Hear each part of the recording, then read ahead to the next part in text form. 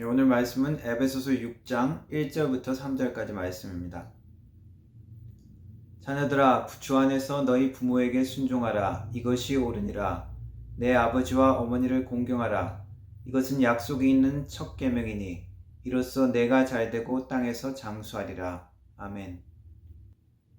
영어로 읽겠습니다. Children, obey your parents in the Lord, for this is right. Honor your father and mother, which is the first commandment with a promise, so that it may go well with you and that you may enjoy long life on the earth. 아멘. 한국말로 효도라는 단어를 영어로 번역하기는 조금 까다롭습니다. 왜냐하면 똑같은 용도로 사용하는 하나의 단어가 없기 때문입니다. 사과 그러면 애플 이렇게 바로 번역할 수 있는 것이 아니라 경우에 따라서 다른 표현과 단어들을 사용해야 합니다. 유교적인 덕목으로 이야기할 때 효도라고 이야기할 때는 filial duty, 그러니까 자녀로서의 의무, 아들로서의 의무 이런 식으로 그렇게 표현할 수 있습니다. 하지만 일반적으로 내가 효도한다라고 이야기했을 때 he really respects and loves his parents 이런 식으로 표현할 수 있다고 합니다. 혹은 효도해야지 하는 표현은 I want to be a good son or good daughter 이런 식으로 표현할 수 있다고 합니다. 한자의 효도처럼 부모님께만 향한 사랑과 존경을 표현한 한 가지 단어는 없다는 거죠. 동양에서는 특별히 유교라고 해서 이 효도에 대한 것을 종교적인 정신으로까지 발전시켰죠. 유교에서 나오는 효행이라는 책에는 효도가 모든 행함의 근본이 되어지고 그리고 부모님을 섬기지 못하면 짐승과도 같다라고 표현하고 있습니다. 유교는 중국에서 시작했지만 오히려 중국은 공산주의 가치와 체계 아래서 그 모든 정신들이 많이 와해되어지고 오히려 한국에서 이 유교 문화가 더 잘 보존되어 있다고 합니다. 한국에서는 우리 유교 문화와 그리고 토속 전통적인 그런 사상과 같이 합쳐지면서 죽은 조상이 귀신이 되어서 찾아오기도 하고 또 보호해준다는 믿음과 연결되어지기도 했습니다. 그래서 죽은 조상을 위해서 제사를 드리기까지 하죠. 당연히 성경적으로 볼 때 이것은 과도한 것이고 잘못된 것입니다. 기념하고 기억하고 회고하는 것은 옳은 것이지만 성경은 부모에 대한 존경과 사랑도 우리 토속신앙에 대한 믿음처럼 그러한 가치를 두면 우상숭배가 되는 것을 분명히 말하고 있습니다. 하나님은 가정을 중요하게 생각하십니다. 하나님께서 의도하신 하나님의 나라의 기본적인 모습이 가정을 통해서 나타나고 하나님의 돌보심과 사랑도 이 가정을 통해서 우리가 체험할 수 있습니다. 주님을 따르는 우리에게는 믿지 않는 자들의 가정보다 더 올바르고 더 진실이 된 하나님의 사랑이 나타나기를 원하십니다. 부모를 공경하라는 이 말씀은 하나님의 명령이요 우리의 의무입니다. 자녀에 대한 사랑은 대부분의 사람들이 따로 교육하지 않아도 자연스럽게 나타나는, 당연히 나타나는 우리의 본성에 속합니다. 동물들도 기본적으로 자기 새끼들을 보호하기 위해서 희생하고 애쓰는 것을 우리는 압니다. 건물을 무너졌는데 어미가 땅에 깔린 그 새끼를 구하기 위해서 흙을 막 파고 있었습니다. 다행히 사람들이 발견하고 같이 가서 땅을 파서 새끼를 구하는 것을 보았습니다. 동물들도 새끼를 보호하고 지키려고 합니다. 그리고 어떤 영상에는 새끼곰을 이렇게 사람이 쳐다보는데 쳐다보기만 했는데 그냥 어미곰이 막 사납게 막 달려와서 공격하려고 막 달려오더라고요. 이 모든 것들을 볼 때 태어날 때 생명이 있는 모든 창조물에게 하나님께서 기본적으로 주신 내재되어 있는 본성이라고 할 수 있습니다. 그러나 부모, 어미, 아비에 대한 것은 많은 부분에서 다릅니다. 동물은 일단 자라나면 특별한 배려가 없습니다. 부모를 돌보는 동물이라고 알려진 것은 현재 없습니다. 때로는 경쟁자가 되고 때로는 죽이기도 하죠. 사람들은 어떻습니까? 본능과 연결되는 자녀에 대한 사랑과는 다릅니다. 그래서 자연스럽게 나오지 않는 경우도 많이 있다는 것입니다.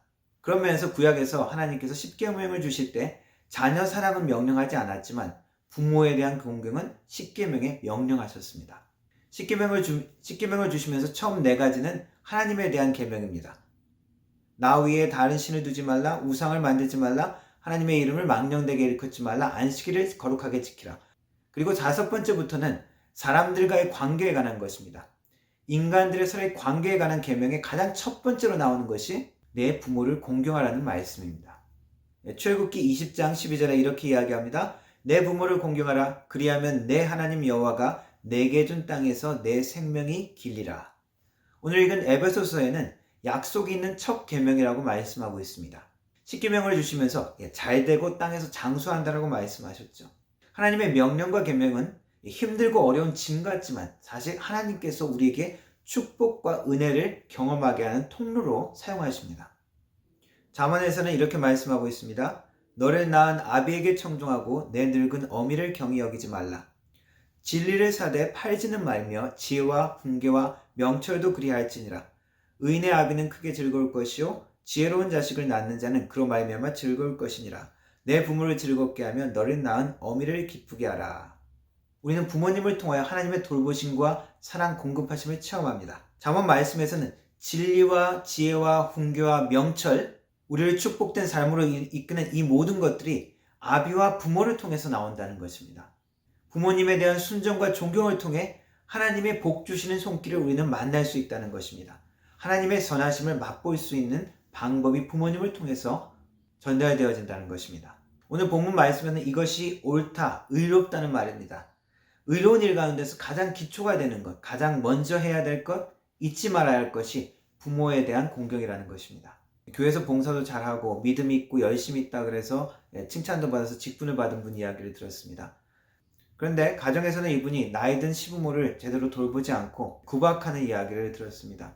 마음이 참 안타까웠습니다. 다른 일을 아무리 잘하는 것 같아도 하나님 앞에 이 부모 모시는 일을 잘못한다면 의로운 것이 아니요 배은망덕한 것이죠.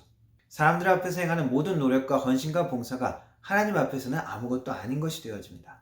디모데 전서 5장 8절에는 누구든지 자기 친족, 특히 가족을 돌보지 않으면 그 사람은 벌써 믿음을 저버린 자고 믿지 않는 사람보다 더 나쁜 사람이라고 이야기하고 있습니다. 부모님에 대한 순종과 공경은 하나님의 명령이요 계명이요 또한 우리에게 축복이 되고 하나님의 말씀에 대한 순종과 하나님을 경외함의 시작이 되어집니다. 그리고 오늘 말씀에서는 주 안에서 공경하고 순종하라고 말씀하십니다. 어떤 경우에는 불완전한 부모의 모습 때문에 이 공경하라는 말씀이 거부감이 될 수 있습니다. 특별히 가정폭력이나 학대를 경험한 분들은 하나님 아버지라고 부르는 것도 쉽지 않습니다. 우리가 꼭 기억해야 할 것은 부모도 완전하지 못하고 죄인이라는 것입니다. 역시 부모된 우리의 모습을 보면 우리는 인정할 수밖에 없습니다. 그래서 이 말씀은 부모님이 존경할 만해서 존경하거나 공경하라는 말씀이 아닙니다. 물론 존경할 만하고 공경할 만하면 더 좋겠지만 그렇지 못할 때도 많이 있습니다. 그래서 주 안에서 하라는 이 말씀은 주님께서 주시는 힘 안에서 하라는 말씀이라고 할 수 있습니다.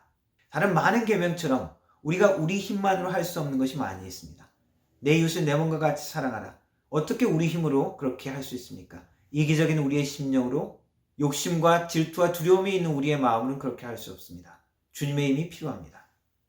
위정자들에게 순복하라. 어떻게 이것이 가능합니까? 남편에게 복종하라. 어떻게 이것이 가능합니까? 하나님이 주시는 힘과 마음이 없으면 우리는 할 수 없습니다.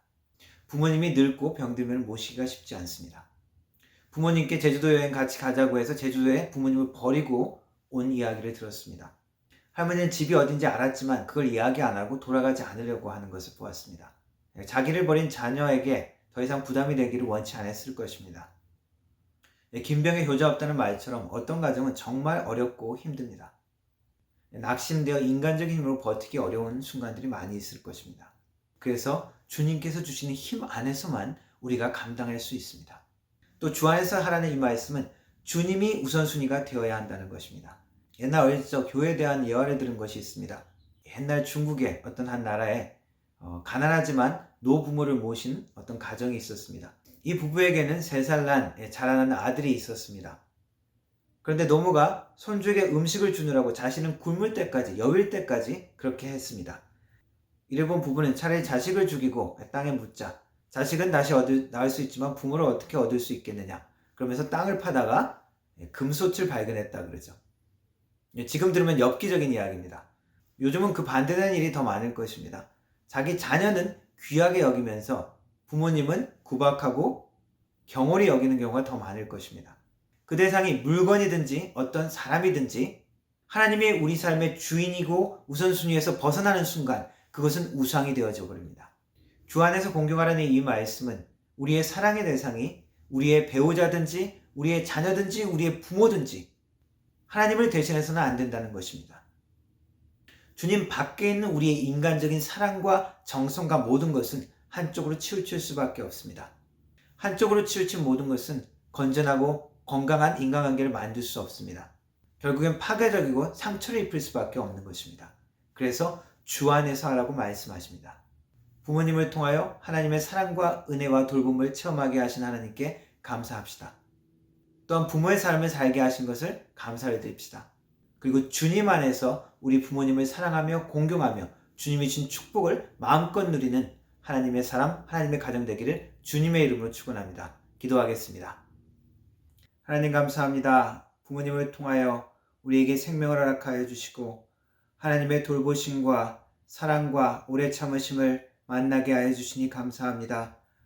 하나님, 부모님을 통하여 받은 그 은혜와 사랑을 기억하며 감사하며 다시 그 사랑을 부모님께 돌려드릴 수 있는 우리의 모습이 될 수 있도록, 우리의 심령이 될 수 있도록 도와주옵소서. 또한 부모의 삶을 살게 하여 주시니 감사합니다. 하나님 아버지로부터 받은 사랑과 은혜를, 그 섬김과 희생을 또한 실천하며 나눌 수 있는 우리의 삶 될 수 있도록 도와주옵소서. 예수님의 이름으로 기도합니다. 아멘.